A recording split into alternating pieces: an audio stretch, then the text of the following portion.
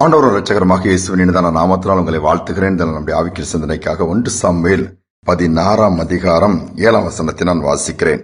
கர்த்தர் சாமுவேலை நோக்கி, நீ இவனுடைய முகத்தையும் இவனுடைய சரீர வளர்ச்சியும் பார்க்க வேண்டாம். நான் இவனை புறக்கணித்தேன். மனுஷன் பார்க்கிறபடி நான் பாரேன். மனுஷன் முகத்தை பார்ப்பான், கர்த்தரோ இருதயத்தை பார்க்கிறார் என்றான்.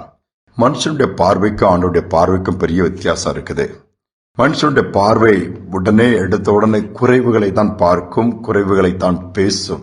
ஆனா ஆண்டவர் அப்படி அல்ல. குறைவுகள் மத்தியிலும் ஒரு சின்ன நிறைவு நல்லது இருந்துச்சுன்னா அதை பார்த்து தான் ஆண்டவர் இது பண்ணுவார். வெளி தோற்றத்தை படி ஆண்டவர் பார்க்கிறதே கிடையாது, இருதயத்தை பார்க்கிறார். ஆனா இன்று நாட்கள் வெளி தோற்றத்தை பார்த்து அநேக நேரம் நாம் ஏமாந்து விடுகிறோம். அதில் சாமுவேல் தீர்க்கதரிசியும் ஒரு ஆள். சவுல் ஆண்டு கொண்டிருந்த காலகட்டம் அது. சவுல் ராஜா தவறு செய்கிற ஆண்டுடைய வார்த்தையை திட்டத்தை நிறைவேற்றாதபடியினால் அந்த இடத்திலே தாவீது என்கிற ஒரு அடுத்த ஒரு ராஜாவை கொண்டு வர ஆண்டவர் திட்டம் பண்ணிவிட்டார். அதற்கு முன்பாக தேர்வு செய்ய வேண்டுமே. சாமுவேல் தீர்க்கதரிசியை கர்த்தர் அனுப்புகிறார். பெத்லெகேம் என்னும் ஊருக்கு போகிறார். ஈசான் குடும்பத்திலே என்று ஆண்டவர் சொல்லிவிட்டார், யார் என்று சொல்லவில்லை.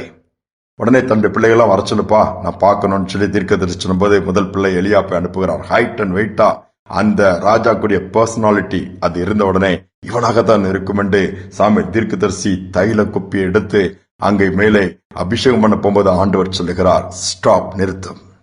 இவனை நான் புறக்கணித்தேன் சொல்லுகிறார். ஏனென்றால் நீ முகத்தை பார்க்கிறாப்பா, வெளி தோற்றத்தை பார்க்கிறா, நான் அவனை தெரிந்து கொள்ளவில்லைன்னு சொல்லுகிறார்.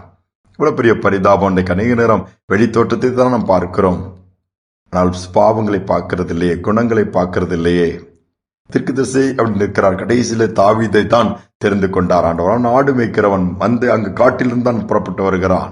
அவனே அபிஷேகம் பண்ணப்படுகிறான். தேவனுடைய பார்வை நம்ம அநேக நேரத்தில் நாம் பார்த்து உடனே ஜட்ஜ் பண்ணிடுவோம், உடனே முடிவு பண்ணிடுவோம். இருக்கிற அந்த சூழ்நிலையை பார்த்து பின்பு உணர்ந்தப்புறம் ஐயோ தப்பு பண்ணிட்டோம்னு ஃபீல் பண்ணுவோம். ஒரு இளம் தம்பதிகள் புதுசாவே ஒரு வீட்டுக்கு போறாங்க. நல்ல அழகான பசுமையான பகுதிகள் நிறைந்த பகுதியில் உட்கார்றாங்க. காலையில் அவங்க டைனிங் டேபிள் உட்காந்து சாப்பிட 2 பேரும் உட்காரும் போது ஜன்னல் வழியா அவங்க பக்கத்து வீட்டை பார்க்கும்போது தெரியும் அந்த இதெல்லாம். அங்க ஒரு வேலை செய்யற அம்மா துணிகளை தோய்த்து அசையில காய போடுறாங்க டெய்லி. உங்க வீட்டுல இருந்து பார்த்தா அது தெரியும். உடனே தன்னுடைய கணவன்ட்ட அந்த பெண் சொல்றா, எப்பா அங்க அவங்களுக்கு துணி துவைக்கவே தெரியல, பாருங்க எவ்வளவு அழுக்கா இருக்குது, அப்படியே காய போட்டுட்டு போறாங்க, இவங்களும் சம்பளத்துக்கு வந்துட்டு போறாங்கன்னு சொல்லி ஒரு மாதிரி நொந்து கொண்டாலாம். இவரு அந்த கணவன் கண்டுகொள்ளவே இல்லை, அமைதியா அப்படியான்னு பார்த்துட்டே இருக்கிறாரு. 1 மந்த் ஆயிடுச்சு. திருப்பி இடையிடையே பார்க்கும்போது 1 மந்த் ஆகி துணி துவைக்கிற ஒரு சோப்பு சரியில்லையா, நல்ல சோப்பை போட மாட்டாங்களா, அவங்க எப்படி அந்த ஓனர் விடுறாங்க அப்படியே சொல்லி புலம்பிட்டு இருக்குமா. அந்த மார்னிங் பிரேக்ஃபாஸ்ட் டைம் இந்த டிஸ்கஷன் நடக்குமா. 1 மந்த் பிறகு ஒரு நாள் காலையில பார்த்தா அந்த பெண் ஆச்சரியப்படத்துல, இன்னைக்கு பாருங்கப்பா துணிலாம் நீட்டா இருக்கு, நல்லா துவைச்சிருக்காங்க, ஒரு நல்லா ட்ரெயின் ஆயிட்டாங்க போலுக்க, கத்துட்டாங்க போலுக்க எப்படி துவைக்கணும்ட்டு, அதை சோப்பை மாத்திட்டாங்கன்னு சொல்லும் போது இந்த கணவன் சொன்னாராம், அவங்க நல்லா தான் துவைக்கிறாங்க, அவங்க மேல பிரச்சனையே கிடையாது. என்ன எப்படி சொல்றீங்கன்னு சொல்லும்போது, பாரு நம்முடைய விண்டோவை பாரு, நான் காலையில் அதை தொடச்சேன், அந்த ஜன்னலுடைய கண்ணாடி தொடச்ச உடனே அது கிளியரா தெரியுது. இந்த அழுக்கா இருந்துச்சு, அந்த அழுக்கின் உடனே நீ பார்த்தா அந்த துணியும் அழுக்கா தான் தெரிஞ்சது. பிரச்சனை அங்க இல்ல, நம்ம கண்ணாடி இல்ல அப்படின்னாராம். அதுக்கு பிறகுதான் ஐயோ நம்ம தப்பா சொல்லிட்டோம்னு சொல்லி தலையை கீழே போட்டுக்கிட்டான். அநேக நேரம் நம்முடைய பார்வையில பிரச்சனை இருக்கிறத நம்ம பாக்குறதே இல்லை. எடுத்த உடனே அப்படி யாரோ சொன்னதை எங்கேயோ கேள்விப்பட்டதை வச்சு நம்ம பாக்குறோம். எல்லாமே சரியா இருக்காது. நம்முடைய வாழ்க்கை சற்று இன்னைக்கு யோசித்து பார்ப்போம். பார்வை எப்படி இருக்குது? பார்க்கறதெல்லாம் வெள்ளையா இருக்கிறதெல்லாம் பால்னு சொல்லிட முடியாதுன்னு சொல்லுவாங்க. ஆண்டவர் இருதயத்தை பார்க்கிற அவருடைய பார்வை மாதிரி குறைவு பார்க்காது. நம்ம நினைவுகளை பார்க்கும், செயல்களை பார்க்கும். இங்க நம்முடைய பார்வை மாற்றிக்கொள்வோம். மற்றவர்களை அற்பமா பார்க்கண்டா. அவர்களுக்காக ஆண்டவர் ரத்தத்தை சிந்திருக்கிறாரு, அவர்களே நேசிக்கிறாரு. மேன்மையா பார்ப்போம், நமக்கு ஆண்டவர் மேன்மை கொடுப்பார். சரி பண்ணிக்கொள்வோமா? ஜெபிப்போம். அன்பின் தகப்பன், இந்த 10 நாளுக்கா நன்றி. அநேக நேரங்களுடைய பார்வை குறைவுள்ளதா இருக்குப்பா.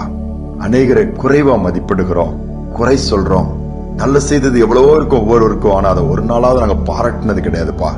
இது நல்லா செய்றீங்க, நீங்க ரொம்ப நல்லா இருக்கு, என்ன செய்யுங்க, இதையும் நல்லா செய்யுங்க. ஏதாவது ஒரே ஒரு குறை இருக்கும், அதை தான் மனசுல வச்சு இவங்க இதுல இப்படித்தானே செய்யறாங்க, அவங்க இப்படித்தான். நாங்க அநேக நேரம் குறைவுகளை பார்க்கிறோம், குறைவுகளை சொல்லுகிறோம், குறைவுகளை மற்ற முன்பாக வைத்து அப்படியே குத்தி காமிச்சிருந்தோம்ப்பா. அப்படி இல்ல, நாங்க மேன்மையா பார்க்க உதவி செய்யுங்க. எங்கள் பார்வை மாறட்டும், என் சிந்தைகள் மாறட்டும். நாங்க என்னென்ன காரியங்கள்லாம் எங்களை சரி பண்ண முடியுமோ அதை சரி பண்ணிக்கொள்ள உதவி செய்யுங்கப்பா.